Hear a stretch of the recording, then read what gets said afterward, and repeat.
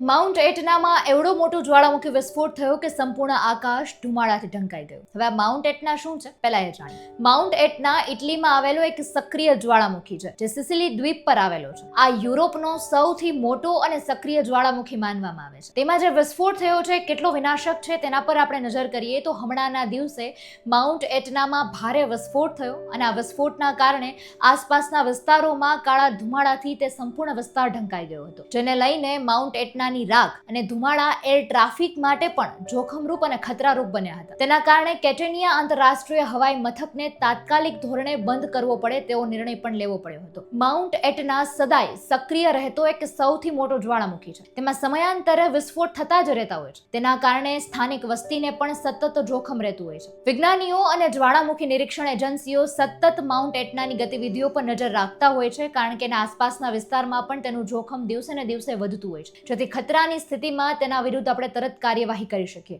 જોકે અત્યારે જે વિસ્ફોટ થયો છે તેનાથી સંપૂર્ણ આકાશ ધુમાડાથી ઢંકાઈ ગયું છે અને એક એરપોર્ટ પણ બંધ કરવાની તકેદારી કરવી પડી છે. જોકે આવનારા દિવસોમાં જોવાનું રહ્યું કે બધી જ પરિસ્થિતિ નિયંત્રણમાં ક્યારે આવે છે. નમસ્કાર.